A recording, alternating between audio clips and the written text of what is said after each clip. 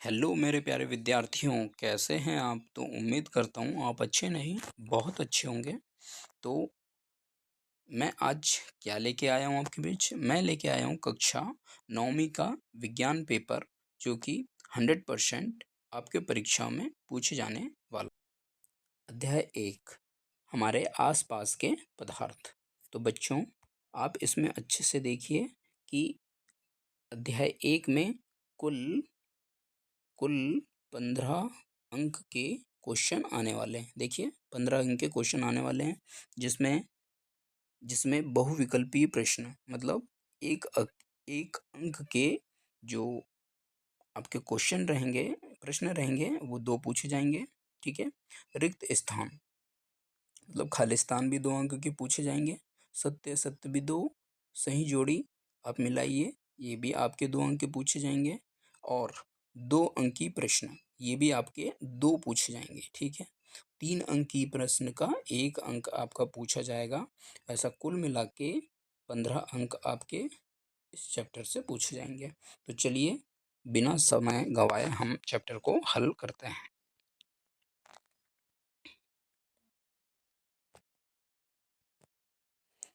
बहुविकल्पीय प्रश्न। किस अवस्था में कणों के बीच अंतर आणविक बल सबसे अधिक होता है? किस अवस्था में होता है? गैस। किस अवस्था में हो जाएगा ये अपना? गैस में हो जाएगा। क्यों? क्योंकि गैस के कण बहुत दूर दूर होते हैं और हवा के सापेक्ष गतिशील करते हैं, इसलिए इसका आणविक आणविक बल सबसे अधिक होगा। ठीक है। दूसरा, गैस की विशेषता क्या है? गैस की क्या विशेषता हो जाएगी?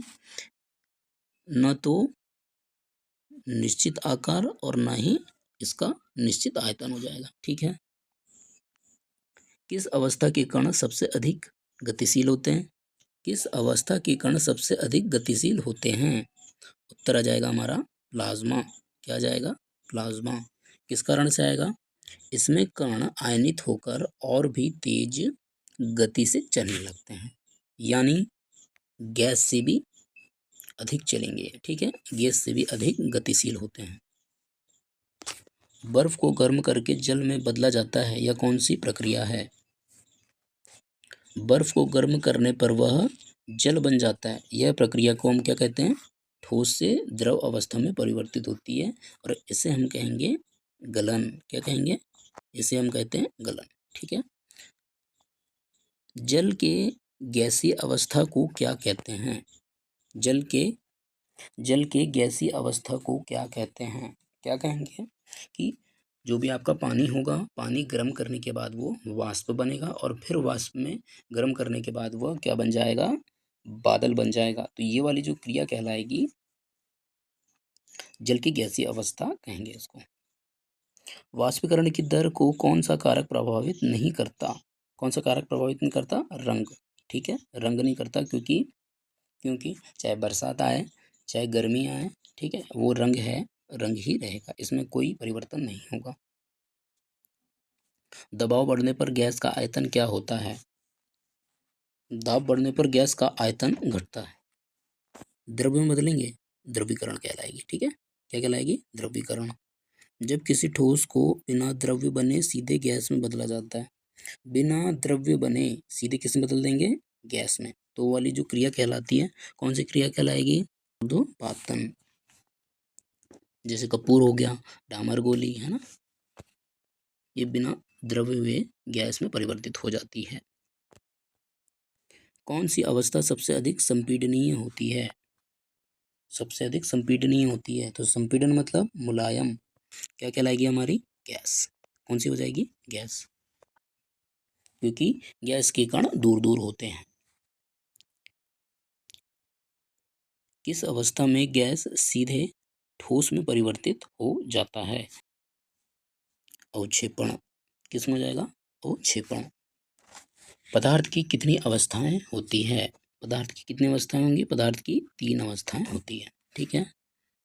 ठोस, द्रव्य, गैस।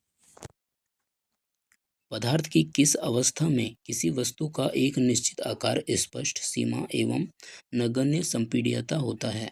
नगण्य संपीड्यता मतलब क्या हो जाएगा? नहीं के बराबर, ठीक है, नहीं के बराबर संपीड़न होता है, किसमें होता है, ठोस में, क्योंकि इसके कण पास पास में होते हैं, ठीक है, आंसर आ जाएगा ठोस। 14 देखिए विकल्प, न्यूनतम विसरण का गुण पाया जाता है गैस में, क्यों, क्योंकि गैस में विसरण अधिक होता है, गैस में कण निरंतर गतिशील करते रहते हैं, इसलिए इनमें विसरण ज्यादा होता है। गैसों के किस गुण के कारण इन्हें सिलेंडर में भर के रखा जा सकता है, संपीड्यता, किस गुण के कारण, संपीड्यता गुण के कारण, क्योंकि गैसों को आसानी से दबाकर छोटे छोटे स्थान में संग्रहित किया जाता है। रिक्त स्थान की पूर्ति कीजिए। द्रव्य का वाष्प में बदलना क्या कहलाएगा, वाष्पीकरण, ठीक है, क्या कहलाएगा, वाष्पीकरण। दूसरा, गैस का द्रव्य में बदलना क्या कहलाता है,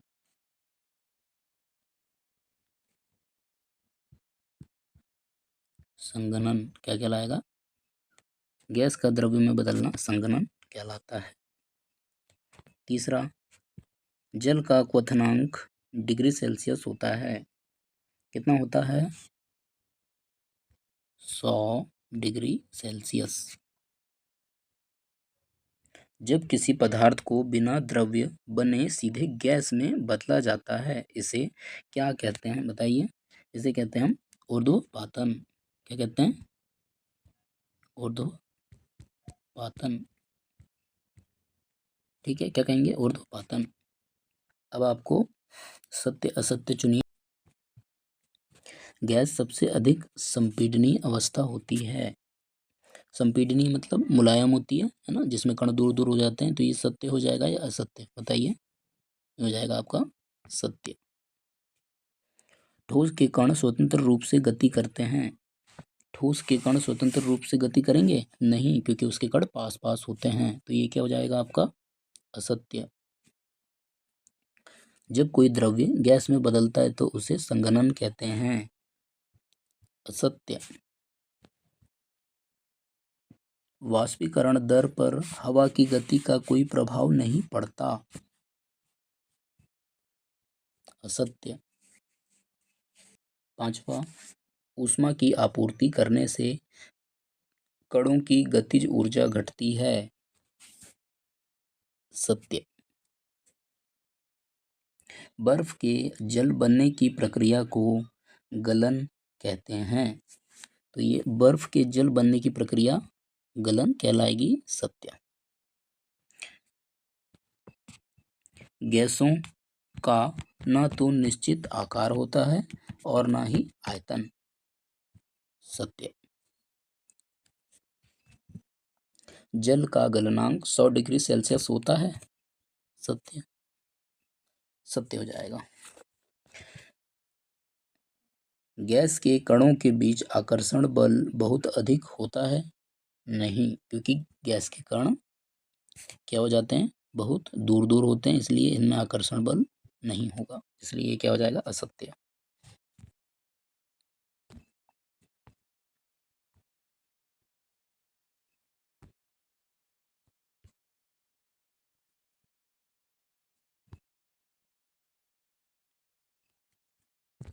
सही विकल्प का चयन कीजिए।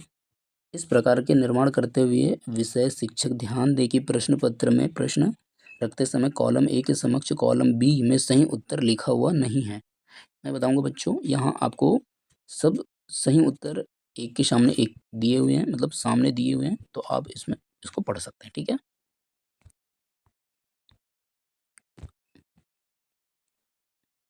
बी में भी आपको सब सामने ही आपके क्वेश्चन दिए हुए हैं, केवल आपको अच्छे से देख के यहाँ पढ़ना है बस, ठीक है,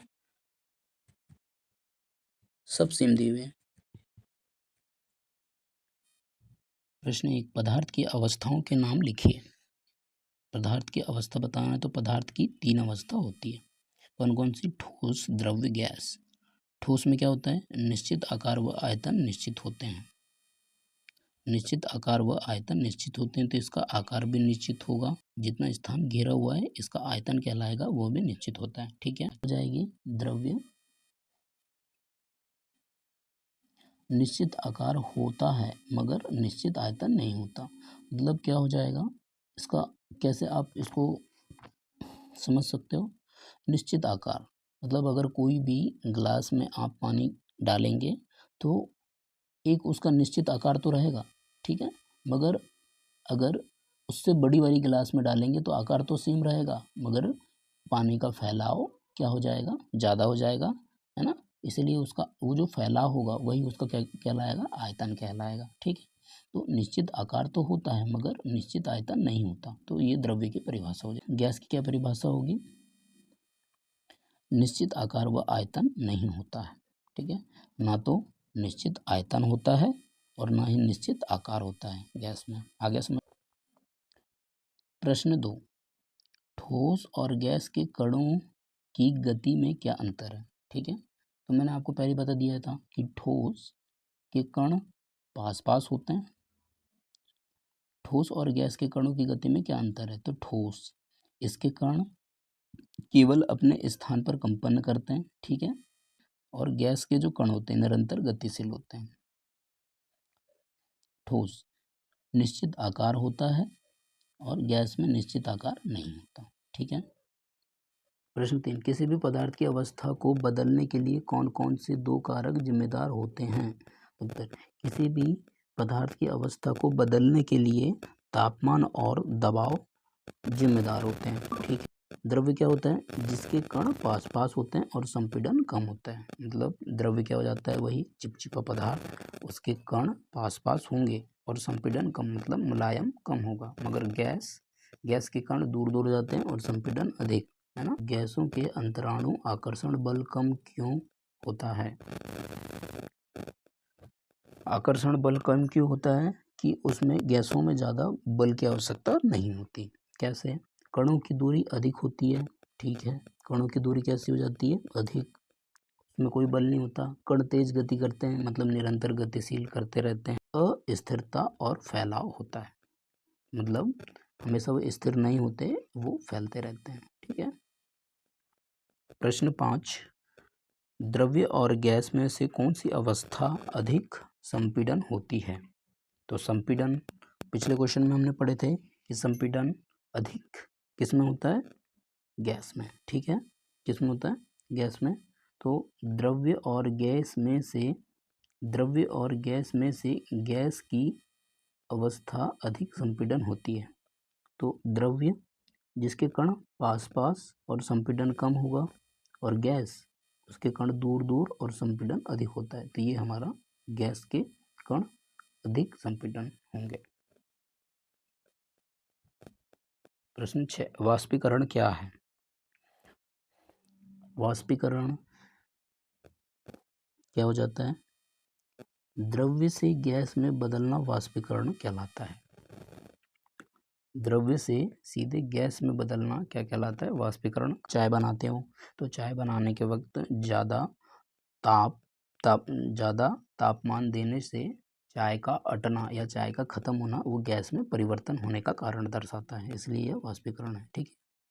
प्रश्न 7, वाष्पीकरण की दर को प्रभावित करने वाले 4 कारकों के नाम बताइए। तो सतह क्षेत्र, जितनी बड़ी जगह होगी उतना तेज वाष्पीकरण होगा। ठीक है, जितनी बड़ी जगह होगी उतना तेज वाष्पीकरण होगा। ठीक है। तापमान बढ़ने पर कणों की गति ऊर्जा बढ़ जाती है, ये भी ठीक है। हवा वाष्पित कणों को दूर ले जाती है। आर्द्रता, हवा सूखी हो तो वाष्पीकरण तेज होता है। प्रश्न 8, वाष्पीकरण को शीतलन प्रक्रिया क्यों कहते हैं। जब कोई द्रव्य या पानी वाष्पित होता है तो उसकी सतह से अधिक ऊर्जा वाले कण द्रव्य को छोड़कर गैस में बदल जाते हैं, उसे क्या कहते हैं, वाष्पीकरण की शीतलन प्रक्रिया कहते हैं। प्रश्न 9, संघनन और द्रवीकरण में क्या अंतर है। संघनन, गैस ठंडी होकर द्रव में बदलती है, और वाष्पीकरण में गैस को अत्यधिक दाब और निम्न ताप से द्रव में बदला जाता है। यह प्राकृतिक प्रक्रिया है, मतलब प्रकृति के द्वारा, और यह कृत्रिम प्रक्रिया है। ठीक है, मतलब ये बनाई हुई प्रक्रिया है, इसको बना सकते हैं अपन, जैसे चाय को बनाते हैं, है ना, वैसे ये कृत्रिम प्रक्रिया है। उदाहरण में संगणन में क्या हो जाएगा, बादलों से वर्षा होना। तो बादलों से वर्षा होना ये प्राकृतिक प्रक्रिया है। और वाष्पीकरण का उदाहरण ऑक्सीजन गैस को द्रव्य ऑक्सीजन में बदलना, ये वाष्पीकरण प्रक्रिया है। गलनांक और क्वथनांक क्या होते हैं, उदाहरण सहित बताओ। उत्तर, गलनांक कोई ठोस पदार्थ का द्रव्य में बदलना गलनांक कहलाता है। ठीक है, ठोस पदार्थ का द्रव्य में बदलना क्या कहलाता है, गलनांक कहलाता है। उदाहरण में बर्फ का गलना। आपने कभी देखा होगा कि बर्फ को अगर ताप पर रखने पर, है ना, उसका तापमान बढ़ता है, जिससे वह क्या हो जाता है, द्रव्य में परिवर्तित हो जाता है। ठीक है, ये उदाहरण बहुत अच्छा है, बर्फ का गलना। क्वथनांक कोई द्रव्य पदार्थ का गैस में बदलना। तो द्रव्य पदार्थ का गैस में बदलना वही क्वथनांक कहलाएगा। वही पानी का गर्म होना। जब पानी गर्म होगा तो क्या हो जाएगा, उससे ऊष्मा निकलेगी, है ना, और वो गैस में परिवर्तित हो जाएगा। प्रश्न 11, गैसों के कणों के बीच की दूरी ठोस की तुलना में अधिक क्यों होती है। ठोस में कण बहुत पास होते हैं और उन्हें केवल कंपन की स्वतंत्रता होती है।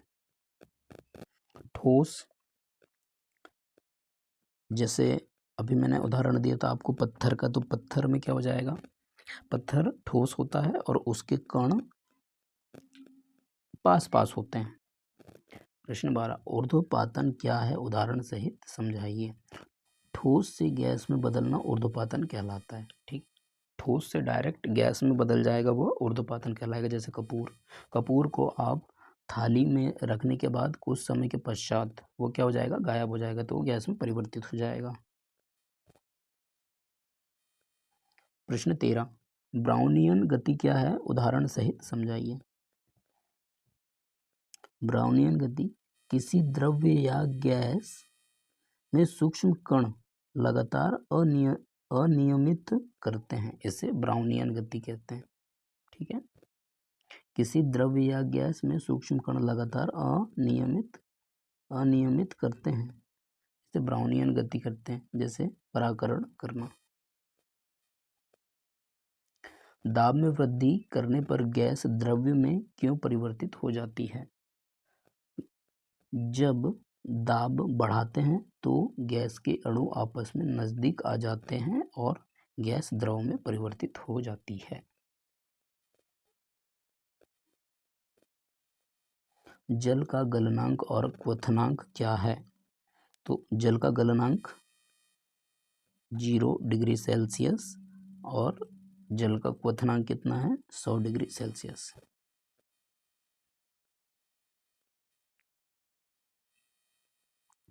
वाष्पीकरण की गुप्त ऊष्मा से क्या आशय है। किसी द्रव को गैस में बदलने तथा बिना तापमान को बढ़ाए उसे वाष्पीकृत की गुप्त ऊष्मा कहते हैं। किसी द्रव को गैस में बदलने तथा बिना तापमान को बढ़ाए उसे वाष्पीकृत की गुप्त ऊष्मा कहते हैं। ठीक है,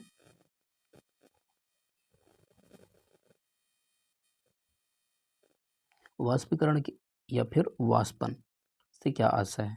द्रव्य का वाष्प में बदलना वाष्पीकरण कहलाता है।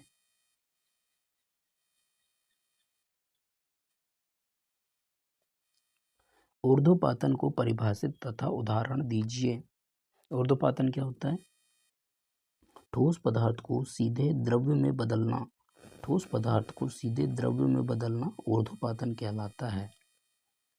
कपूर को थाली में रखने के कुछ समय बाद आप देखेंगे कि वह गैस में परिवर्तित हो जाएगा।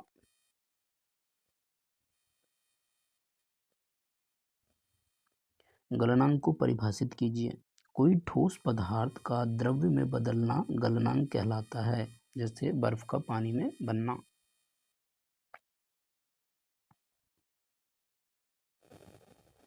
निम्न पदार्थ को उनके गुणों के बीच बढ़ते हुए आकर्षण के अनुसार व्यवस्थित करें। जल, चीनी, ऑक्सीजन। तो सबसे पहले ठोस होता है क्या? ठोस कौन सी हो जाएगी हमारी? चीनी। ठीक है, ठोस हो जाएगी चीनी। द्रव हमारा जल और ऑक्सीजन, गैस हमारी क्या हो जाएगी? ऑक्सीजन। तो इसके कण पास पास होते हैं ठोस के, और द्रव्य के क्या हो जाएंगे? कण थोड़े दूर हो जाते हैं, और गैस के बहुत दूर हो जाएंगे।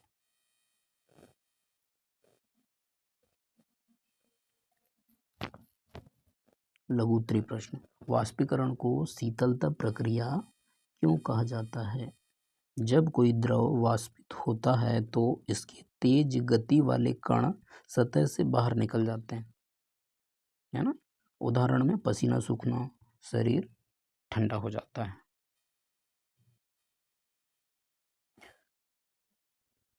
ब्राउनियन गति क्या है? यह किस बात का प्रमाण है? जब किसी द्रव्य या गैस में बहुत छोटे छोटे कण गति करते रहते हैं, इसे ब्राउनियन गति कहते हैं। प्रमाण क्या है? अणुओं की अस्तित्व और उनके लगातार गति करने का प्रमाण है।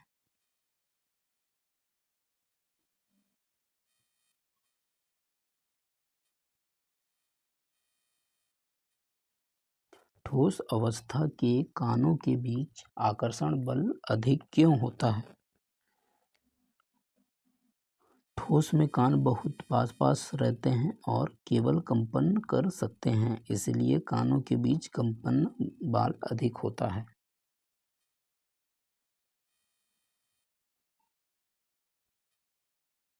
शुद्ध कपूर और नैप्थलीन में ऊर्ध्वपातन क्यों होता है? कारण दीजिए। ठोस अवस्था से गैस बनने के लिए आवश्यक ऊर्जा इन्हें वातावरण से आसानी से मिल जाती है। उदाहरण में देखिए, अलमारी में रखे नैप्थलीन की गोली जो कीड़े भगाने के लिए रखी जाती है, धीरे धीरे गायब हो जाती है ना। कपूर पूजा यहाँ में है, ठीक है, पूजा में रखने के पश्चात धीरे धीरे उड़ जाता है।